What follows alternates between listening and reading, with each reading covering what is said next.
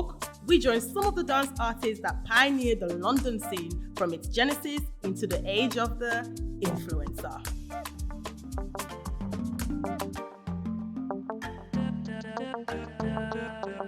What would you love musicians / artists to know about Afrodance artists? The work that we put in, the sacrifice that we make.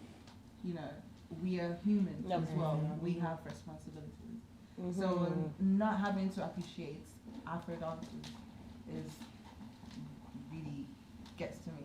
So some musician would think, okay, just bring some dancers, come and do one thing, and that's it. No, we put a lot of work into it. We rehearse. Yeah, we spend hours, hours and hours, and upon that, you feel like we just wanting, basically. Yeah, and that is really what I want them to know. I would say for me, you pay for what you get. If you want something of quality, you have to invest in it. I think giving dancers one day rehearsal for your show the next day, for you to have the most incredible show on earth. Madness. Actually, It's madness. That's what you're gonna get. It's A whole bag of freestyles. That's what you're gonna get. And then be a little bit upset that why is it not looking perfect? You're mad. You're mad. Yeah. So that's dancers are not machines. They need time in this processing, and the more time you give us, the more perfection you're gonna get. So that's and I do want them to know that we're not gonna jump on. I hope we're not gonna jump on the first thing that we feel is great in their eyes. As in, like, I had an artist that said, "Oh, I don't want to book you guys to travel abroad because you only do a verse on chorus." But sir, you gave us a verse on chorus money, so we're doing a verse on chorus. So they will teach you. They will get someone else who does the whole thing for less, but they will get us. That's fine. And I think it's okay to like. I would like artists to know, like, the same way you go in the studio and write a song. It's gonna take you hours, weeks, whatever. Then you call the producer to then create the actual song. That is another set of. The same, I have to go to the studio, hear the song, then create to the song. Then I have to teach a bunch of dancers what I've created. I might not like my creation, scrap it and start again. Like, I want to know that we have the same process you guys have in studio. We have it in our studio. So when Ezinne said one day is stupid because your show, you said 4 songs. Like, one day, 4 tracks. There's a show tomorrow. The audience is 2,000. How does that add up in maths? You do 4 tracks worth of choreography with 10 dancers in a day. And they want it to look clean. It's wild, So that's possible. But I'm saying it's a level of respect. But you're also going to have to pay for that because you're going to need to pay for a certain league of dancers to be ready to be like, all right, cool guys, this is going to be 1/8, 2/8 of choreography here. Then we're going into this freestyle. Then it's passing on to here. But you're also paying for the creative. Exactly. I see on social media that thing about. Something about someone gave Picasso like a piece of paper and said, "Oh yeah, just draw something for me," and then gave it back to the woman and then tried to charge her a mad amount. She's like, "Oh, but it's just a little drawing." He said, "You're not just paying for me this drawing, you're paying for all my knowledge." Intellectual property. You have to pay for that. Oh yeah, champion. What annoys me the most is when you've worked and then on the day to go on the stage, they tell you to go. And that's when it's It's giving PTSD.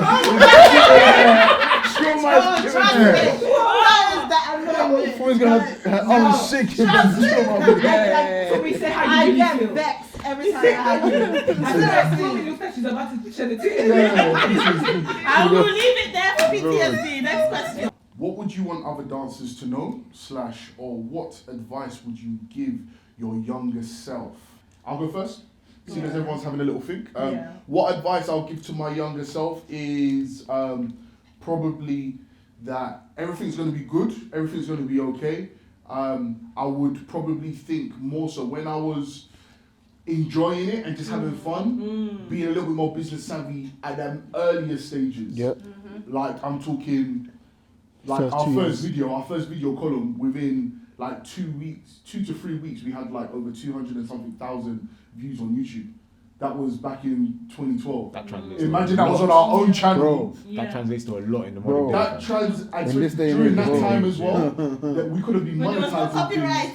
We could have been monetizing things crazy. And even now we've got a good, an amazing amount of subscribers on YouTube. But that's been done organically as well. However, imagine we done it from column days, then antenna days, then the amount of viral. I'll be like the little gamers. Like it was our generation. It was our generation that made making dance a viral thing actually a thing. Yeah, it is actually. Like It's just before our wasn't in the generation, capacity. there wasn't a thing. You guys, I had Bundele, you guys had. Yeah, We same had time. antenna, Million views each, and It's then crazy. Trace KB, then they double 5 million views. Then we did that Oh, again, 2 million. million views. Yeah, Come on, we, we man. actually millions made of views, bro. making something viral a thing. Before that, it wasn't really a thing. Like No, it it was wasn't. And even then, we didn't this understand is what it viral. was. Yeah, And If yeah. only we knew and we had our own channel or something like Exactly, that, yeah. and exactly. we tapped Okay. into that. If we knew, we would have just marketed it a little bit different. However, Yeah.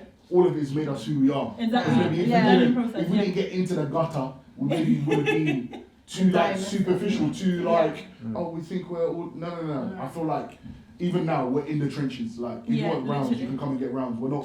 It's a thing. We can choreograph, but we can also freestyle with some of the best in the world. Like we'll really get it cracking, and we can go for 10 rounds. Like we can.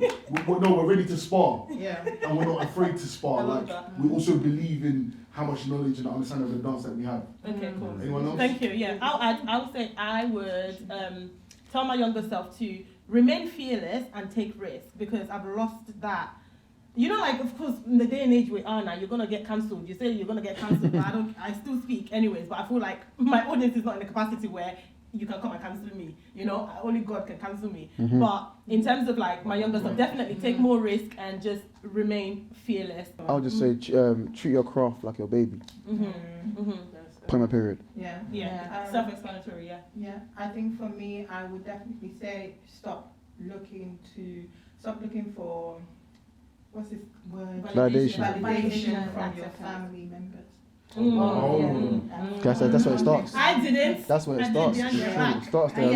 I didn't either. Yeah. I didn't either. I said, nah, so it's okay. Don't look for validation. If you don't like it, it's fine. When the money comes, they want Yeah. that. Yeah. Sorry. Is that it, Johnny? No. For me, like the only thing I would say, I would tell my younger self is like, it's okay to like be inspired and like ask questions, like always be like a open sort of what's the word, like a sponge. Yeah, always be willing to like learn and seek inspiration from the things around you. Because you can learn so much through your travels, through your daily experiences, through other people that you connect with and stuff. Yeah, it's one thing that I've kind of seen over time. What do you feel has improved in the Afrodance scene since back in the day? Fumy, what do you think has improved? She's got a chip on her shoulder right now, bro. Right now, bun this whole thing. Like this whole thing, she's really having to flip a table. Like she is really living PTSD. She's really bring this table. There must be something that has improved. What has improved? I don't even know when she lost one of her earrings. His head was like, what? Bring this table right now, bro. There's nothing. Like, what do you think? Think about Sorry, it. yeah. What do you think has improved Stop it. since back in the day? What has improved, I would say, is we get exposure ourselves, and we don't use. Has nothing to do with that. Yeah, that's true. That is what I was saying. Yeah, I hear Yeah, you. back then it was hard to become your own Yeah, without being artist. back You needed in. an artist. Yeah. I'll say what's also better now is that artists are bigger. So like, Okay. like remember there was a time that say someone like Wizkid who is globally now, we just see him in Hertfordshire like we see him in Hertford, we'll be backstage just chilling. Right? No, for real. For real. And that wasn't Yeah. that wasn't an uncommon thing to just be chilling with these guys, but now they're global. And which that's is impacted the dance, yeah? 100%. Yeah, it has. Okay, cool. I would say as much as it's bad, payments, right? I think it has Baby improved. steps, Yeah. It's baby steps. It's not as bad as it was when we started. Yeah. It's going Oh, yeah. somewhere. It will be better. Hey, amen. I would say No! Fumi's gone. I think I was top, I know I was top. for me, I would say I was gonna hold it. dancers in general. Dancers, I think dancers they're better. They've been the The way technicality. the way dancers are in the past 5 years to when we first started. I think our styles were much smaller and less, and they were growing. But dancers now, In the some UK. in the UK come out the gate, and there's like, yo, you have all this stuff already. it's lit, Like you have yeah. a natural ability to do stuff real quick. Like, so I think dancers in general, they actually are If they about. just stay humble as well, the amount they can learn. It can be peak. It can be very, very peak. Like, some of these dancers that like just chilling, like dancing in their uni and all that. Nah, some are very peak. Some of them are with so much potential. Yeah. If they just realise that there's more to it than just the physical movement. Yeah. There's more to it than just the aesthetics.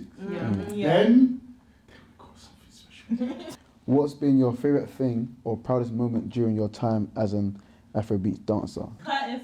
Wow, straight to me. All right, that's tough, but I'll say some stuff quickly. One of them is We Day Festival, when we were performing at We Day Festival, which is an American festival that was brought over to the UK, and we weren't introduced as a backing act. We were introduced as homebrews, and we were representing the BBC for some children's TV that we did for the BBC at the time, and we were on there as homebrews. Another one I would say more recently is working with Monsters in the States, and actually traveling, doing a mini tour in the States as homebrews for what we are about. They're wanting us in the States, and that time we taught like maybe like 14 to 16 classes in like a 1 week stint, and really getting it cracking, and people appreciating that, and being able to go to New Jersey, New York, Austin, Texas, and literally give them the real. a whole lot. Okay, Ez? Proudest moment. I think for me, successfully running my company. I think it's a proud moment because it's something I saw myself doing, and it's just happening, and it's really wonderful. And we're able to do festivals like Afro Nation. And it's funny because even with the Afro Nation contract, I remember they gave us the first show, which we did Portugal, that was like A1 before the pandemic. And I remember them working with other people, and worked out. That didn't work out again.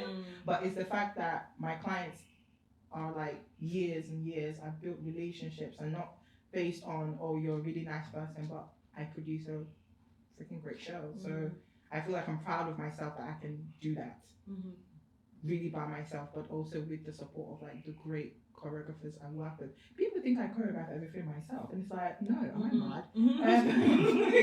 No, I work with tons of choreographers, tons of dancers, and sorry to say, this is a very proud thing.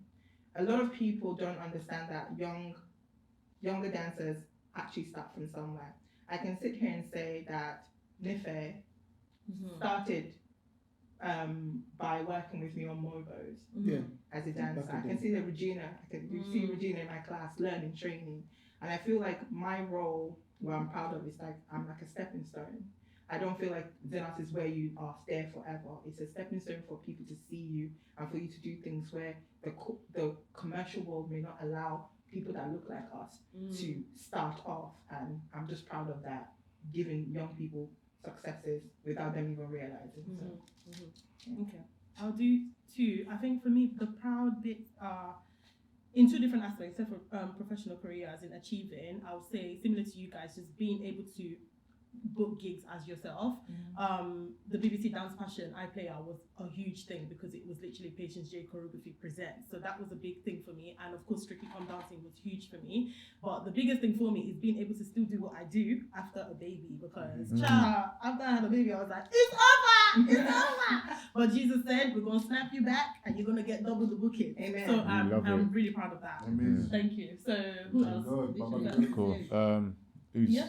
Johnny, you go. Cool. I think for me, I think looking back at like just the fact that I can be able to look back at like my credit list, and it's so like chunky. Like I've been able to like work with so many different brands. I think for me the first brand from working with Nike was like probably like a big milestone for me. But then just generally speaking, working with all those brands for me has been like just to be able to do what I do and be able to have some level of creative freedom over a lot of the projects that I do.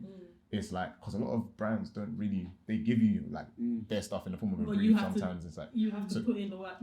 Yeah, exactly. Yeah. But obviously for myself, like with a lot of projects that I do, I'm quite heavy on like, I like my vision. I like my vision to be implemented to a lot of my work.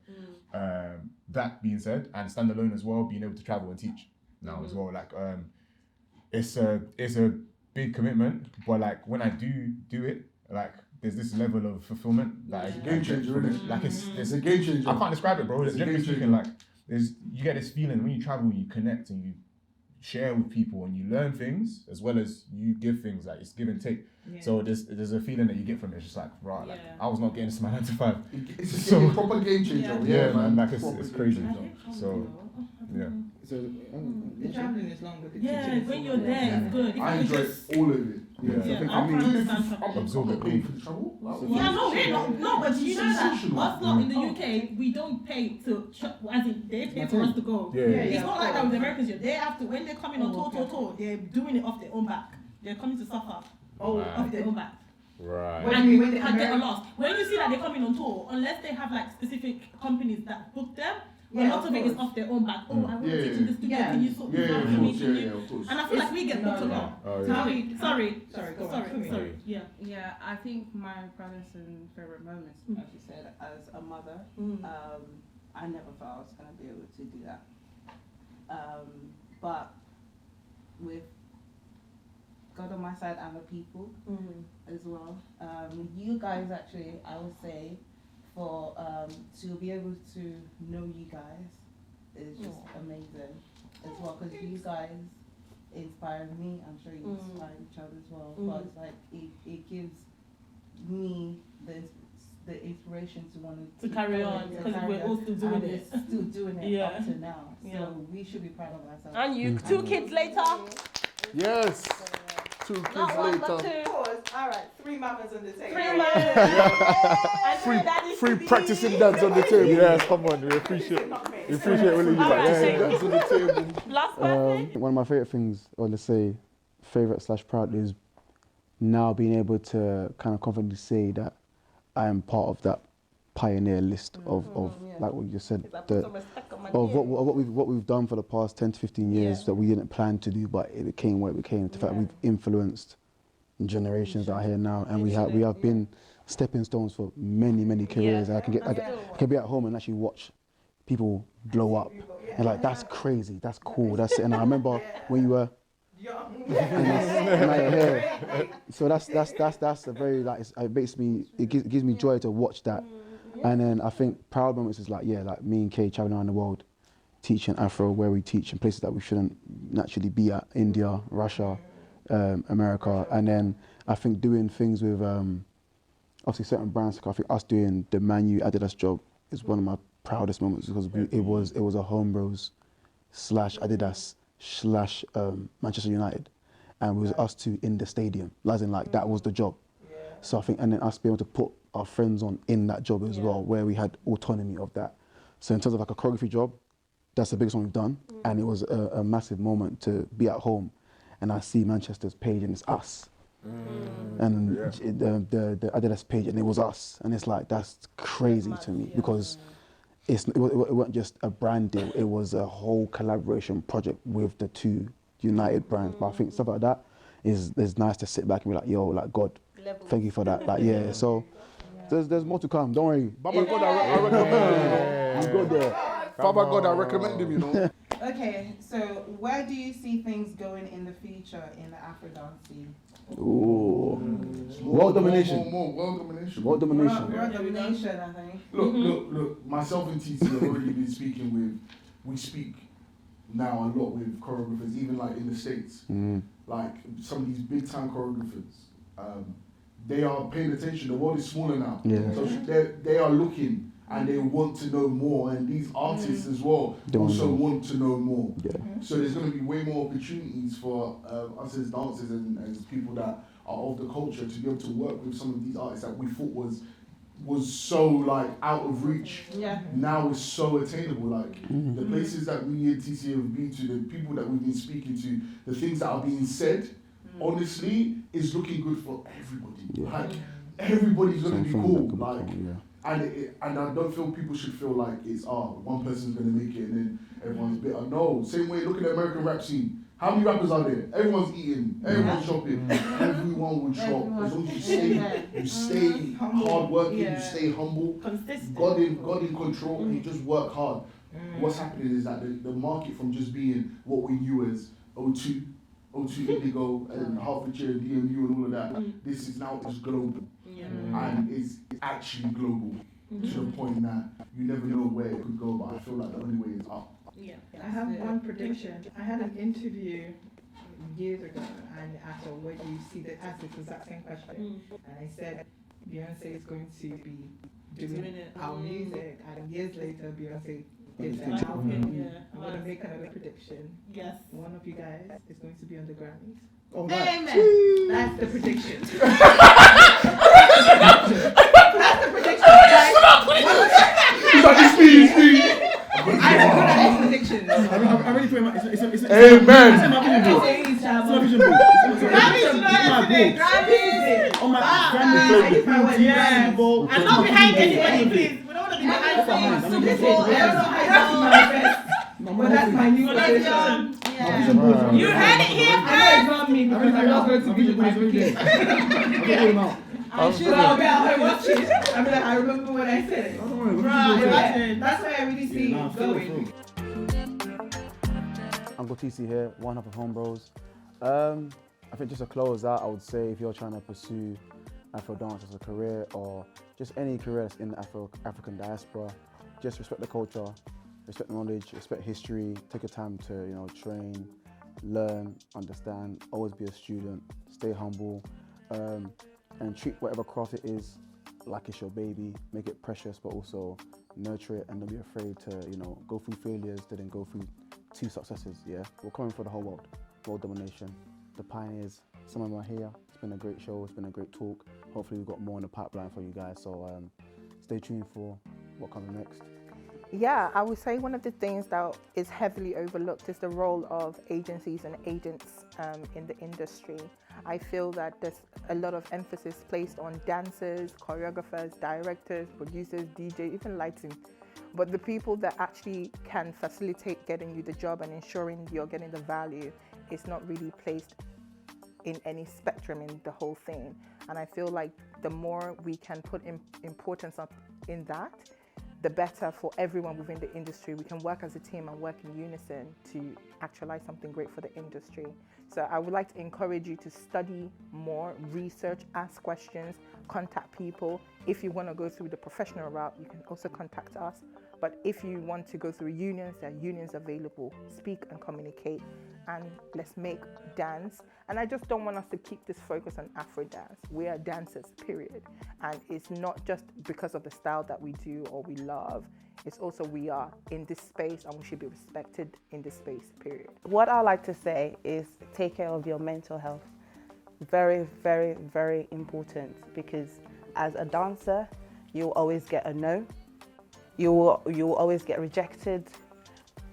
I just want to make sure off dance and on dance, make sure you take care of yourself. You are more important, because if you're not there, somebody else is going to take your position.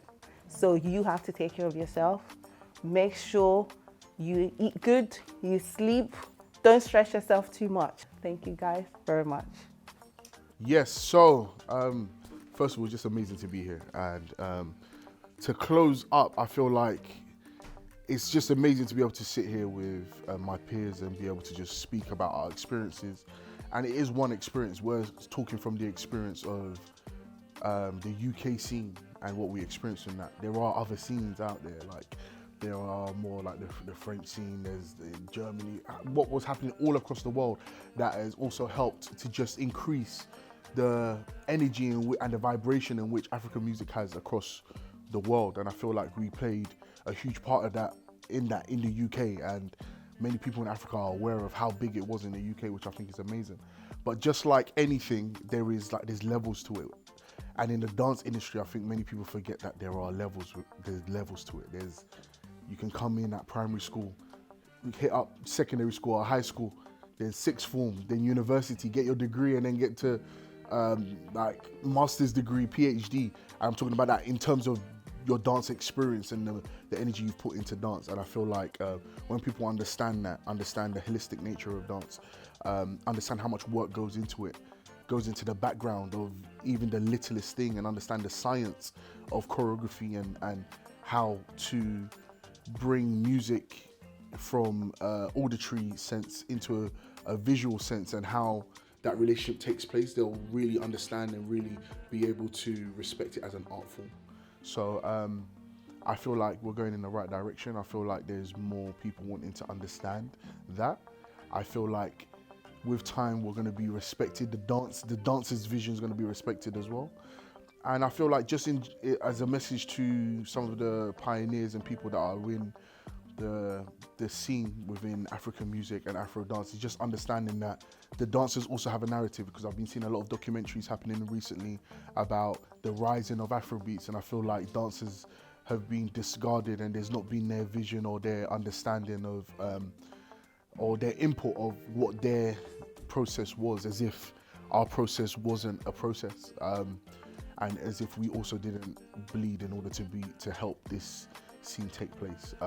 There's a reason. I feel like there's a big reason why most Afrobeats music videos had loads of dancers or had a big influence by dancers, because the dance was a huge carrying point for the scene. And there's a reason why certain dancers are being asked to do certain things over and over again, or there's a demand for people to dance to the music, because I feel like that is one of Afrobeats' unique selling points, is the dance. Where do I even begin, man? It's been a pleasure sort of sharing the space with all of these legends, man. I'm honoured.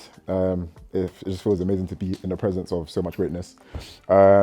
If I could just add one more thing, I would like to remind everyone that's watching to just remember, if you were a dancer, or if you're in a craft, if you're in a creative industry or whatever, just remember why you started in the first place.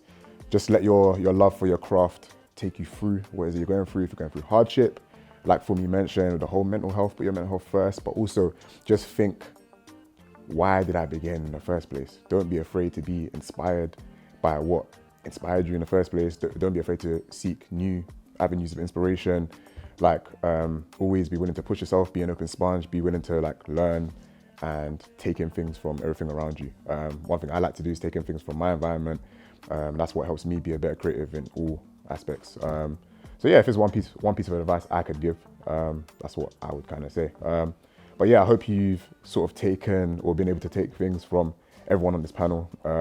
Yeah, man, I've learned a lot just being sat here. So yeah, peace and love. Take it easy. Honourable mention to our sister Olu, who's also been pushing the culture in ways that some of us can't even comprehend.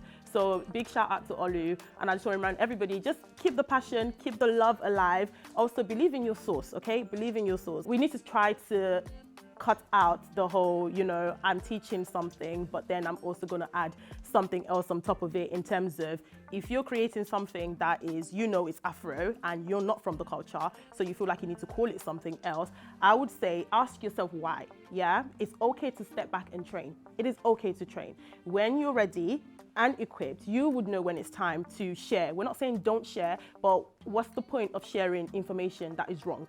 Take the trial map to train. We've all been there, we've all trained. It can be a long process, but at the end of the day, no one can come to you and say you didn't put in the work, and you can stand brave and strong and believe that I've put in the training, I know what I'm talking about. Give and put into yourself, because nobody else is going to do it for you, and we only have one body, so take care of your body, okay? Right, so I hope you guys have enjoyed this chat. I am Patience J. Book me for the next presenting job. Peace out. I would like to give a huge shout out to D3 dancers, Aya Movement, Sir Louis, Sherry Silva, and Corey D. I just want to say shout out to all the dancers around the world. You are doing your thing. Keep representing. I want to give a shout out to just some OG and pioneer dancers that were around early doors of horizontal era and the Afrobeats dance era from 2011, 2012. They helped build what we have now. So like Chief, E-Man, Afro Mars, Selassie, KB, P. Joseph, Jane Bonks, Condom Flavor, even though they were artists, but they were out there in the paint. And people that I would like to shout out, of course, shout out my brother, you get me, TC, you get me, home bros in the building, home fam, shout out the family, shout out all the pioneers as well back home in Ghana. All the man there, you understand? Peace, love and light. Someone or people that I would like to shout out, home fam. Shout out the home fam team. Iron sharpens iron, love you lot, let's go. I would like to shout out the other members of CEO Dancers, Soliat Bada and Nobile. All the people that have just impacted my career and allowed me every year to be able to do what I love and be able to excel and give opportunities to other people, dancers and choreographers. Thanks to Initiative for providing the platform for this to happen. It's been a long time coming, and I hope you guys have enjoyed the conversations here today as much as we have. Signing out. Come on, come on, give them.